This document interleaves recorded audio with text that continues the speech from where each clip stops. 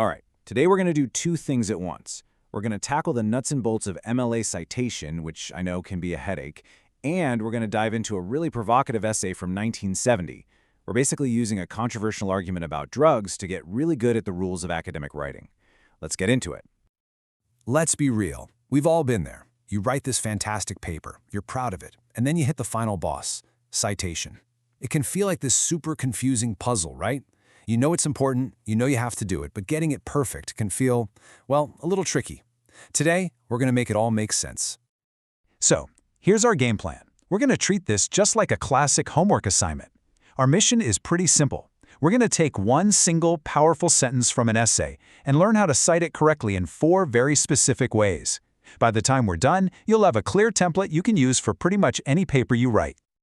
Okay, so first things first. What exactly are we being asked to do here? Before we even look at the essay, let's get a crystal clear picture of the 4 citation styles we need to get down. Here they are, the big 4. We're going to cover 2 main styles. First, using the author's exact words. That's a direct quote. And second, putting the idea into our own words. That's paraphrasing. And for each of those, we'll learn 2 different ways to give the author credit. This gives you a ton of flexibility when you're writing. Now, you can't really cite something if you don't understand what it's about, right? So let's look at our source material. It's a fiery essay from 1970 by an author named Gore Vidal, simply titled Drugs. And trust me on this, he does not hold back. Wow. I mean, that is his opening line. Talk about grabbing your attention. Vidal's main idea is pretty radical. He says the way to solve the drug problem isn't to fight it harder, but to completely flip the script by legalizing and regulating all drugs. This one sentence sets the stage for a seriously controversial argument. So how does he build this case? Well, he makes a few key points. He argues that the moment you make something forbidden, you just make people want it more. He also makes this wild claim that both law enforcement and organized crime actually benefit from drugs being illegal, because it creates this huge profitable black market. It all ties back to his core beliefs in individual liberty and just being honest with people. And here's where it gets really clever. Vidal uses history to make his point. He draws a direct line between the failed alcohol prohibition of the 1920s and the drug laws of his time, arguing they create the exact same problems: more crime, more danger, and way less respect for the law in general. Okay, now that we actually get his argument, we're ready to start the assignment. Let's jump into our first skill, the direct quote. This is when we use the author's exact words, word for word, no changes. This is the sentence we are going to be working with for the rest of this. It's such a classic Vidal line, a little cynical, but also really insightful.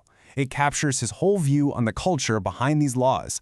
And, super important, for our citation, we need to remember it comes from page 29. All right, before we write our first citation, you need to know this term, a signal phrase. And it's exactly what it sounds like. It's a little phrase that signals to your reader that a quote or an idea from someone else is coming up. Think of it as the launch pad for your citation. Things like Vidal argues or he writes, that's a signal phrase. Boom, here are our first 2 answers for the assignment. Now, notice the difference.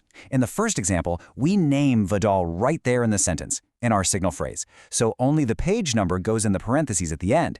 But in the second one, we don't name him in the sentence, so his name has to go inside the parentheses.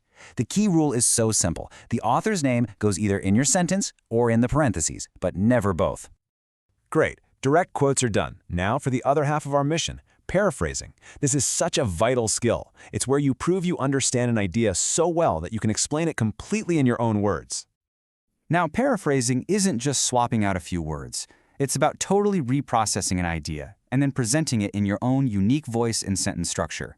But, and this is the important part, you still have to give credit to the original source. The idea isn't yours, only the words are. So here's how we could paraphrase that original sentence. See how the core idea is exactly the same? It's still about that dual American obsession with sin and money. But the vocabulary, the phrasing, the whole flow of the sentence, it's totally different. That right there is a successful paraphrase. And guess what? The citation rules are exactly the same as they were for direct quotes.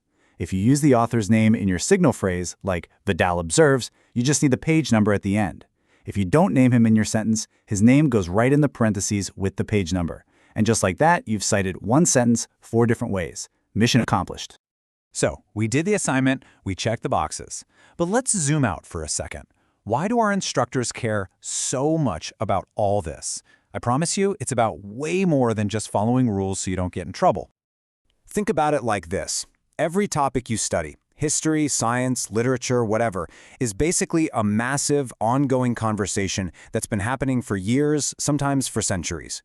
When you cite sources like Gore Vidal, you're essentially telling your reader, hey, I've listened to what other people have said, and now I have something of my own to add. Citation is your ticket into the discussion.